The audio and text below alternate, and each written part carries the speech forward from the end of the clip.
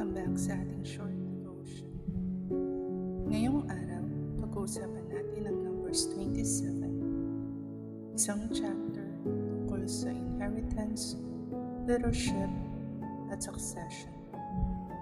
At higit sa lahat, makikita natin dito na ang Diyos ay makatarungan, nagbibigay ng direksyon, at naghahanda ng susunod na gagamitin niya.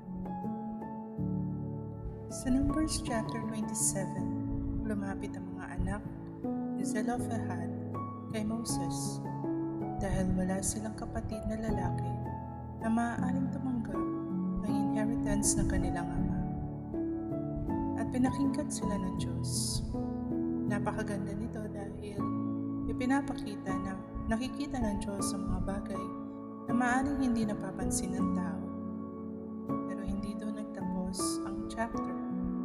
Sinabi rin ng Diyos kay Moses na ihanda niya si Joshua bilang susunod na leader ng Israel.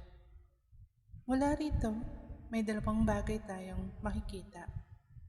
God cares about what is right, and God prepares people for what comes next.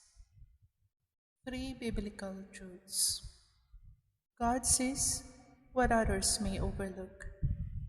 Hindi invisible sa Diyos ang situation mo.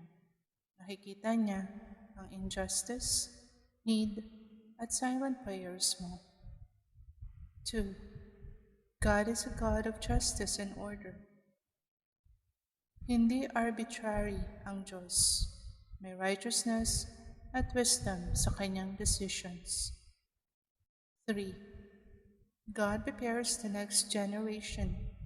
Si Moses ay hindi forever leader. Si Joshua ang inihanda ng Diyos para sa susunod na season.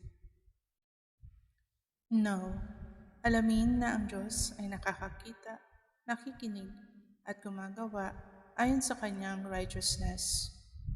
Accept, tanggapin na may mga seasons na matatapos. Hindi lahat ng role ay habang buhay at hindi ibig sabihin noon natapos na ang purpose ng Diyos. Trust.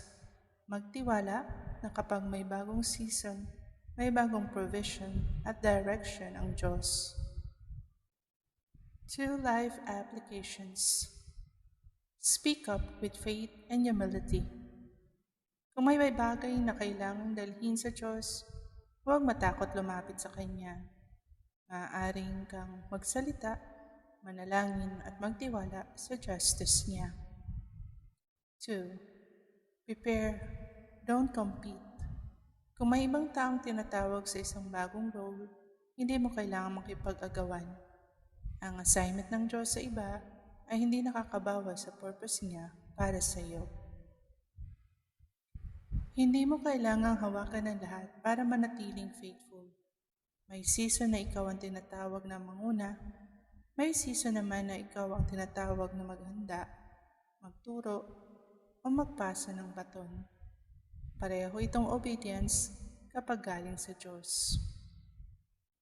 Ngayong araw, tanungin mo ang sarili mo, Lord, ano ang kailangan kong ipaglaban ng may faith? And ano naman ang kailangan kong ipagkatiwala sa iyo? Dalhin mo yon sa prayer at hayaan mo ang Diyos ang magbigay ng direction. Let us pray. Lord, salamat dahil nakikita mo mga bagay na hindi nakikita ng ibang tao. Turuan mo kaming manindigan sa tama ng may humility at wisdom. Kapag may season na kailangan naming bitawan, tulungan mo kaming magtiwala. At kapag may bagong assignment ka para sa amin, ihanda mo ang aming puso. Tulungan mo kaming maging faithful sa purpose na ibinigay mo sa amin. In Jesus' name, Amen. At iyon ang paalala natin mula sa Numbers chapter 27. May mga bagay na kailangan nating ipaglaban, may mga bagay na kailangan nating bitiwan, at may mga bagay na kailangan nating ipasa sa susunod na henerasyon. Pero sa bawat season, God remains faithful. Kapag nagbabago ang season, hindi nagbabago ang Diyos. Siya pa rin ang gumagabay sa bawat hakbang. What are your thoughts? Write in the comments and let's talk about it.